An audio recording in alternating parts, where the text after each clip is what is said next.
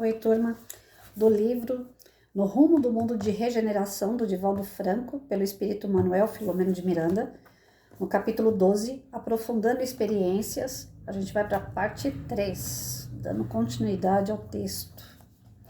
Aproximadamente a 1h da madrugada, Spinelli deu início à reunião, solicitando a Eurípides que procedesse à súplica dos céus em favor do labor de socorro aos deambulantes da terra. O apóstolo sacramentano, com a voz doce e mansa que o caracteriza, suplicou ajuda ao Senhor dos mundos, depois à Mãe Santíssima e por fim a Jesus, o Mestre todo amor, para que abençoassem o esforço de todos em favor da harmonia e do progresso das almas e da humanidade. Ouvíamos suave melodia que bailava no ar entre as vibrações de paz e ternura que nos comoviam quando escutamos vozes exaltadas e movimentação inusual na sala. Estavam entrando algumas entidades infelizes, trazidas pelos encarregados de conduzi-las. Uma delas chamou-me mais a atenção, porque se tratava de um anão, cujo semblante estava marcado por um rancor indisfarçável e lutava bravamente para desvencilhar-se dos fluidos que o conduziam na direção de Malvina. Subitamente, sentindo a presença do espírito rebelde no seu campo áurico, a médium começou a agitar-se, movendo os braços, especialmente a cabeça, em atitude de defesa, quando então explodiu numa voz rofenha e agressiva. Trata-se de um ultraje à armadilha com que se pretende esmagar-me.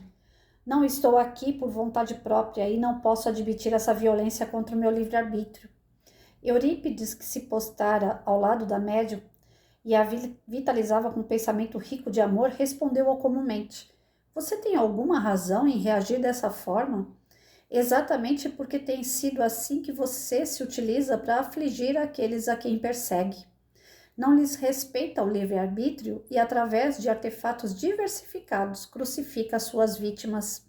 Não vejo por que você se atreve a tomar a defesa de infelizes cujas existências atuais não dão ideia de verdugos que são esses indivíduos que estão sob os nossos cuidados. Ninguém tem o direito de realizar cobranças espirituais como se a vida estivesse sujeita às paixões de cada criatura.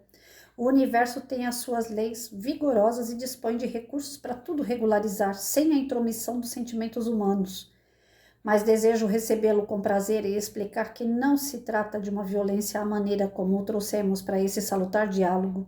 Somente está ocorrendo porque o caro irmão tem sido responsável por graves problemas na seara de Jesus Cristo, perturbando pessoas abnegadas e dedicadas à construção de um mundo melhor em saúde, moral e respeito humano, a tudo e a todos. Gostaria que nos informasse quais são os seus projetos e a razão por que se levanta em nome da divina justiça para regularizar questões que pertencem à vida e que por si mesmas, nas decorrências do tempo passado, já mereceram necessárias correções. Você o diz, respondeu iracundo, porque não lhe padeceu a crueza qual aconteceu entre mim e seu protegido, esse miserável criminoso. Tenho vivido em situação de nanismo desde há muito e odeio a situação há muitos séculos. Chegou a minha hora de cobrança, junto aos infames que me desgraçaram a existência. À medida que falava, exudava um odor pútrido que empestava o ambiente e chorava em convulsão de ódio, esmurrando o ar e deixando-se consumir em desespero. O benfeitor, sumamente compadecido, informou-lhe: o sofrimento é um processo de difícil purificação das misérias morais, a fim de que o espírito consiga recuperar a pureza inicial e para a qual está destinado. Certamente razões que o irmão não considera geraram a necessidade do suplício para que o seu autoencontro, o despertar do tesouro da consciência. Ninguém pode, no entanto, ser cobrador das falhas e desgraças alheias, incidindo sempre em gravames para o futuro, como no caso em tela. O casal, sob sua aguda perseguição, está inscrito nos códigos soberanos como devedor e o tempo dispõe dos instrumentos próprios para o restabelecimento do equilíbrio e edificação do bem. Se você pensa que poderá afligi-los e assim vingar-se passado o momento da derrota de ambos, como você se sentirá? Que fará após vê-los tombar no vale terrível da amargura? A partir de então, você estará em curso na contabilidade como devedor, e essa roda não cessará, enquanto o amor não luarizar, não balsamizar as feridas do padecimento. Já vai longe, bradou revoltado e infeliz. Quando fui hostilizado pelos criminosos que me destruíram, a Inquisição Espanhola foi instituída por Isabel de Castela e Fernando II de Aragão. Com as suas próprias leis estabelecidas no Tribunal do Santo Ofício, tinham como objetivo essencial as questões religiosas, porém as superstições e a ignorância do povo alargaram a sua chama devoradora a quaisquer situações que lhes pareciam heréticas ou demoníacas, quando não resultantes de feitiçaria. Entre esses itens surgiram formas de perseguição cruel e ciganos, anões, como aos portadores de demônios ou aos próprios demônios assim nascidos. Os massacres dessa natureza multiplicaram-se em toda parte e chegaram à Espanha, prolongando-se até o século XIX, quando foram legalmente abolidos, mas não terminados. Naquele período infame, o valor do indivíduo era resultado do poder do dinheiro e das ligações entre a Igreja Católica e a coroa. A cegueira da justiça era fácil de ser comprovada através dos crimes praticados pelos dominadores das massas estúpidas e subservientes. Eu e um reduzido grupo de anões descendíamos de Davi, um dos pais da raça de Judá, e éramos perseguidos, sistematicamente conseguindo sobreviver, abjurando a nossa fé. Na condição de marranos, vivíamos fora dos muros das cidades e pagávamos impostos extorsivos. Periodicamente éramos expulsos para Portugal, onde concluíam as matanças para outras regiões da Ibéria ou outros países que também nos perseguiam. No período de Carlos II, conhecido como o enfeitiçado por causa das suas deformidades, era terrível, e a sua corte devassa e cruel. Entre os nobres havia um casal que se comprazia agradando ao monstro, apontando judeus e inimigos de Deus e da coroa em todo lugar. Infértil também tinha outros problemas que o maltratavam, inclusive a fala, que não se entendia quase, em razão do queixo projetado para frente, fruto espúrio de casamentos incestuosos. Numa das perseguições, a esposa, também na nobreza, ficou encantada comigo, miniatura de gente, e conseguiu praticamente fazer-me seu escravo, levando-me, graças aos artifícios demoníacos, pôr-me no seu castelo e tornar-me um animal de exposição, explorado e infeliz, permanentemente acorrentado por ser judeu e maltratado por ser um demônio vivo. Surrado com frequência após lutas em que me atiravam para defender-me de indivíduos fortes e saudáveis. Resolveu, com a anuência do marido Filipe de Castela, submeter-me ao santo ofício e fui queimado vivo em um dia inesquecível de horror. Não ficaram na minha desdita somente as marcas da morte voraz, mas as chamas do ódio que me tem devorado desde esse momento. O mentor escutava-o repassando de compaixão e deixando-o fazer a sua catarse, que lhe faria muito bem. Mas eu não morri. Senti as labaredas em muito tempo me consumindo, sem destruir-me. Pensei estar no inferno, conforme a crença geral. Constatei-o depois de socorrido por um grupo chamado de justiceiros, que me ofereceu socorro na comunidade, também uma forma de inferno, onde seria recuperado e aguardaria ocasião para revanche, para vingança bem amadurecida. Ele narrava com expressão de angústia e desespero incomuns, gerando um ambiente de espontânea compaixão.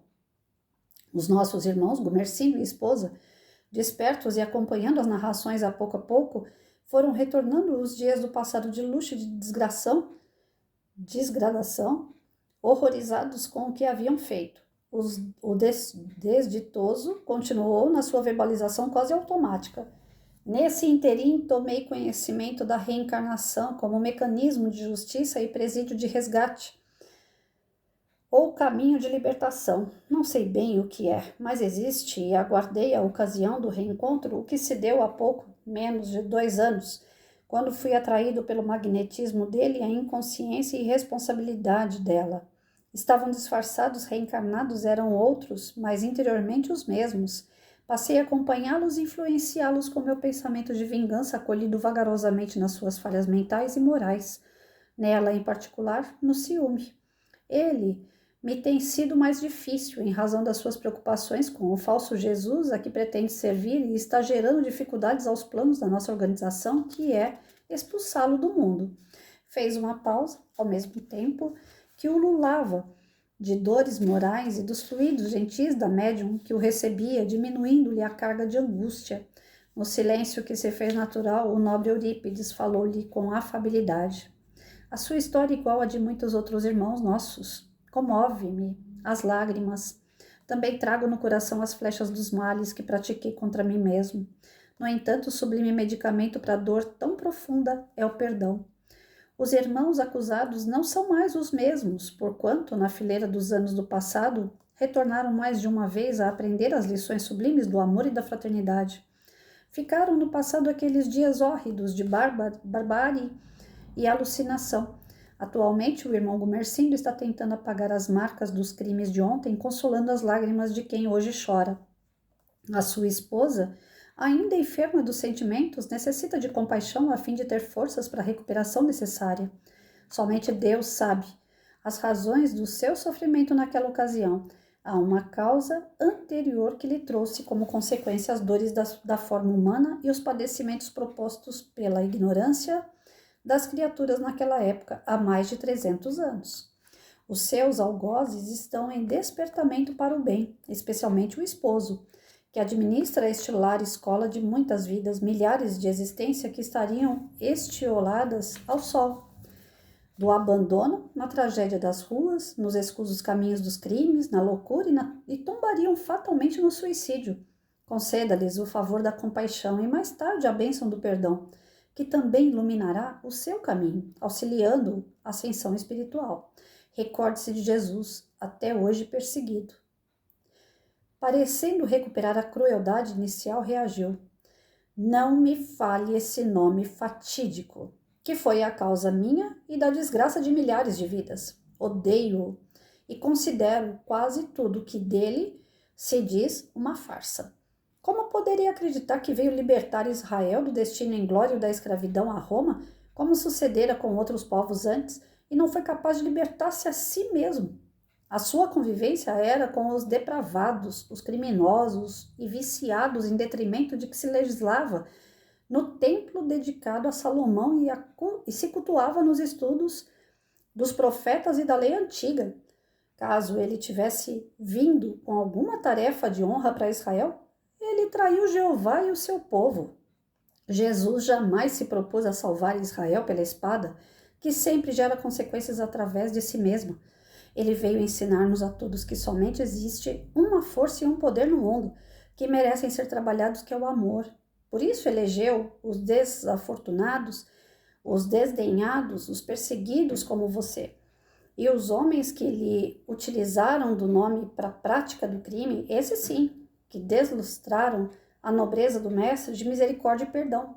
Ele preferiu ser traído, crucificado, para demonstrar que os seus ensinamentos não eram só somente palavras e conselhos, mas essência de vida, porque a existência terrena, como já sabemos, é rápida na sua transitoriedade, mas a imortalidade é a razão pela e para a qual existimos. As acusações que lhes são atribuídas por crimes que praticaram em seu nome não são de sua responsabilidade. E note que esse comportamento é comum à criatura humana na sucessão dos tempos. Em todas as obras de amor e de fraternidade aparecem os oportunistas, que as destroem com os seus atos alucinados e seus comportamentos infames. No dia em que Jesus for realmente vivido e ensinado, estarão em relevo a caridade e o amor, guiando as vidas na direção do reino dos céus, que se edifica no íntimo do coração. Tomado de revolta, ironizou. Então, eu tenho que perdoar os meus algozes, ainda dedicados ao infame da cruz, eles que me desgraçaram usando essa mesma cruz. O nosso plano é muito mais vasto.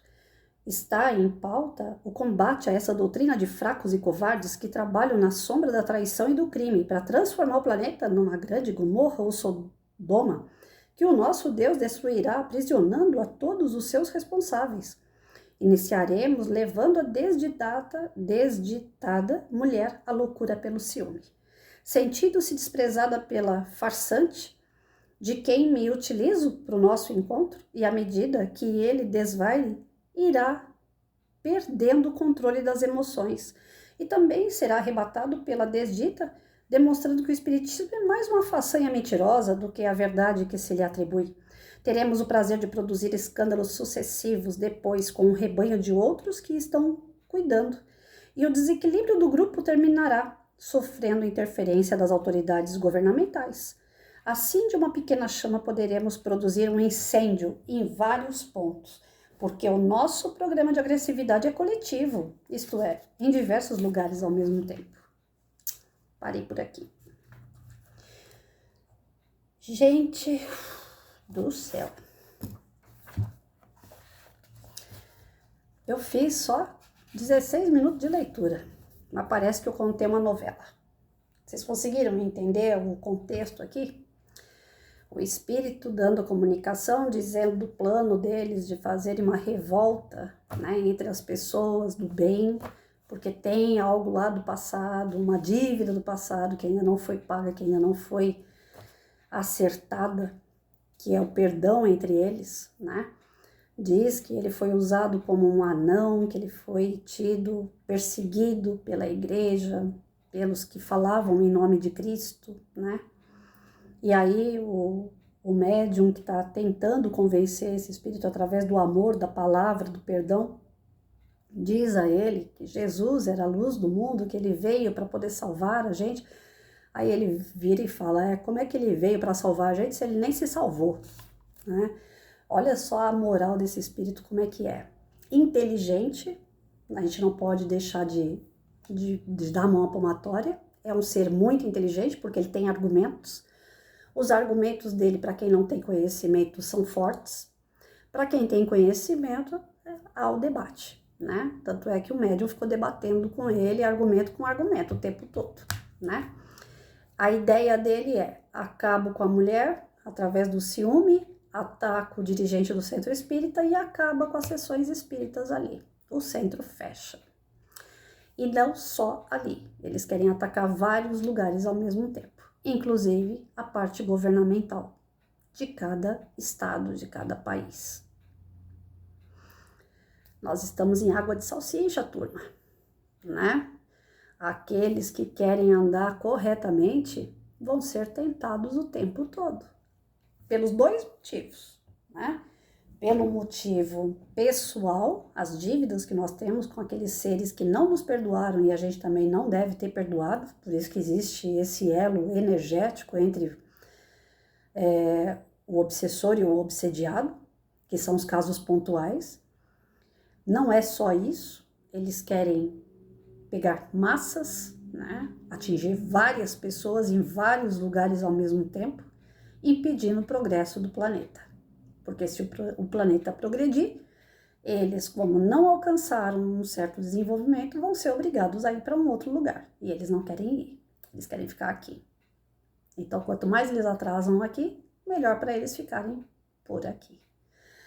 É complexo, né? E quando a gente trabalha numa câmara de passe, quando a gente trabalha em algumas atividades mediúnicas, que a gente se depara com um espírito endurecido assim, soa, que nem eu tô suando agora, para poder convencer, para poder colocar esse espírito, porque a primeira coisa que eles já fazem quando eles chegam, como vocês são contraditórios, vocês falam tanto no livre-arbítrio e eu tô aqui contra a minha vontade. O cara já chega lá, quando o espírito é inteligente, a gente já percebe pela fala. Quando ele chega, ele já fala, a primeira coisa que ele vai falar. Vocês não pregam tanto livre-arbítrio? Que livre-arbítrio é esse que eu tô aqui contra a minha vontade? E, na verdade, ninguém está interferindo no livre-arbítrio dele. A gente leva até o local para esclarecer. Se houver o esclarecimento, ele vai aceitar a transformação e ele vai se conduzir para a sua melhora. Se ele não aceitar, ele tem o livre-arbítrio dali e voltar, né? E alguns casos são, como que é a palavra que eles usam, meu Deus? Compulsório, Alguns casos são compulsórios porque você já deu chance de tudo que é jeito do cara acordar e o cara não acordou. Já deu amor, não acordou, já deu dor, não acordou. Aí é compulsório. É como se você tem algumas encarnações que a gente fala que são compulsórias. O cara tem o livre-arbítrio de escolher o pai, a mãe, escolher a família que ele vai encarnar, ele pode ter o livre-arbítrio de escolher as provas que ele vai passar, como que vai ser o corpo dele, se vai ser são, se vai ser grande, se vai ser pequeno, se ele vai ser gordo, se ele vai ser negro, branco. Esse livre-arbítrio ele tem. Mas muitas das vezes ele fala, agora não quero, agora eu não vou. Aí fica infernizando um e outro por aí, porque ele tem dívidas do passado que ele não quer perdoar. Aí chega uma hora que Deus fala, não, vai lá, pega ele, vamos esclarecer ele que ele tem que reencarnar sim. Mas para ele reencarnar, ele tem que ter um mínimo, né, de vontade de melhora. Aí eles pegam essas reuniões para tentar esclarecer e dar oportunidade para esse ser aí, para ver se ele cresce, para ver se ele reencontra o caminho verdadeiro, né, e deixa de fazer tanta maldade. Mas que é complicado, são trabalhos bem pesados. Então, na casa espírita séria, né, esses trabalhos eles levam, não é uma vez só, não. Um espírito desse não dá para tratar uma vez só. Né? Nós tivemos um grupo no Caminho da Luz uma vez, que o espírito vinha da comunicação toda semana. Toda reunião que a gente tinha, ele estava lá. E ele falava assim, o dirigente, né, ele se dirigia sempre para o dirigente. Para nós que estávamos ali em apoio, psicografia, psicofonia, não. Mas para o dirigente do trabalho, ele falava assim, eu estou te observando a semana inteira, viu? E não tinha nada a ver, os dois, em outra encarnação, nem nada. Mas ele pegou implicância com o dirigente, porque o dirigente estava tentando afastar, né, ele do obsediado, tentando amenizar a situação entre os dois, né? E aí ele pegou implicância com o dirigente. Ele falou assim, ó, tô te vendo a semana inteira, viu? Tô olhando tudo aquilo que você tá fazendo. Você não é santo, não, você escorrega também, eu vou te pegar na curva. Então, toda semana ele vinha, argumentava que ele não ia parar de andar do lado daquele ser que ele era o obsessor, e além de tudo, ia começar a pegar no pé do nosso dirigente de trabalho.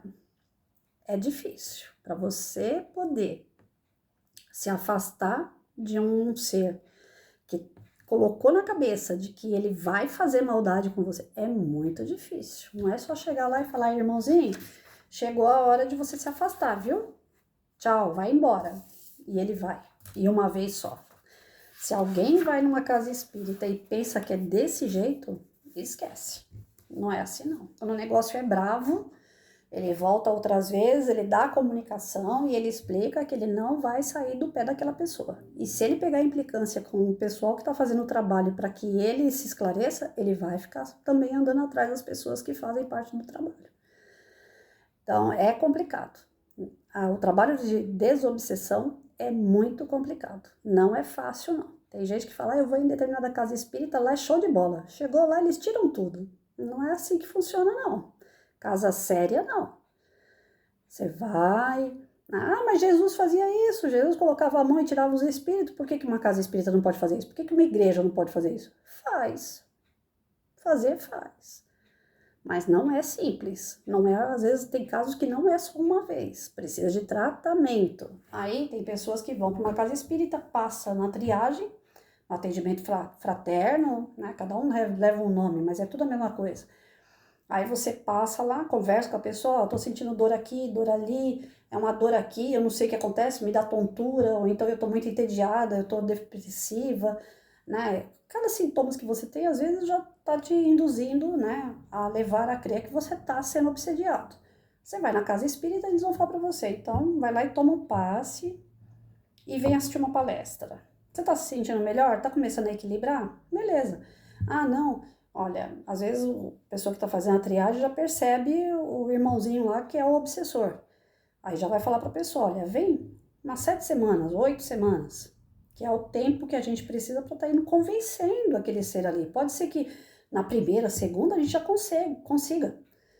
E aí a pessoa termina aquele tratamento de 8 semanas para garantir, né? Agora, tem outros que vai fazer as 8 semanas e não consegue se livrar do obsessor. Aí a pessoa tem que partir para os estudos, partir para evangelho no lar, começar a atuar na caridade, começar a mudar o seu comportamento para o bem, ou ela se transforma, ou aquele ser não vai sair de perto dela, mas de jeito nenhum. Então, casas espíritas que fazem milagre, ou igreja que faz milagre, coloca a mão e tira e acabou, eu, Patrícia, não acredito. Porque tem uns casos que não, né? Que nem aconteceu já de um espírito me acompanhar. Eu tava triste, tava para baixo, a minha energia trouxe ele. Ele pegou e ficou perto de mim com dó de mim. Ele não tinha noção do que estava acontecendo com ele. Ele não veio por maldade, ele veio porque ele ficou com dó, porque eu não estava bem e ele veio me fazer companhia. Aí quando chegaram nele falaram, rapaz, você não pode ficar lá na casa dela, você não pode ficar andando com ela para cima e para baixo, você tá em outro plano, né? Você tem que seguir a tua vida, ela vai seguir a dela. Ai, mas tadinha, ela vai ficar lá sozinha. Nossa, aquele espírito falando daquele jeito, eu falei, meu Deus do céu, né? Eu devo estar no bico do corvo mesmo, porque o coitado dele, na situação dele, e com dó de mim aqui, né? Ele não era nem bom nem ruim, mas ele queria me fazer companhia porque eu não estava bem, olha só. Aí um espírito como esse é fácil de você chegar nele e falar, não, ela tem o anjo de guarda dela, ela não tá sozinha, né? Ela vai melhorar, é só uma fase, é só hoje, daqui a pouco ela tá bem de novo. Aí convenceram ele rapidinho, ele foi embora. Nesses casos, sim, é uma coisa mais rápida. Mas quando é como isso daqui, um obsessor que já vem de outros tempos, já com briga, com revolta, com ódio, com rancor, não é uma sessão só que vai chegar lá e falar, meu irmão, sai daqui e vai embora, que ele vai. Não é assim que funciona, não. A gente tem que ficar ligeiro com esse tipo de coisa. Seja em igreja, seja em centro espírita, não existe esses milagres aí repentinos, não. É trabalho. E o trabalho, ele é árduo. E ele é constante, né? Então não adianta nada você chegar na casa espírita lá, conseguiu tirar um ser desse da sua vida, né? Que já vem há milênios aí, perturbando um ao outro. Aí conseguiu tirar. Aí daqui a pouco você começa a falar mal de um, usa droga aqui, bebe ali, promiscuidade, começa a pensar um monte de besteira, daqui a pouco você tá de novo, né? Talvez com aquele mesmo ser ou um outro, até pior. Né? A questão da obsessão, ela é terrível. Tudo depende aqui. A obsessão, ela começa na cabeça. Tipo de pensamento que você tem. E o tipo de pensamento que você tem gera as atitudes que você vai ter. Gera a fala que você vai ter. E isso daí pesa muito. Porque a espiritualidade, ela não é que nem a gente, não. Patrícia pode mentir para quem tá à vista dela.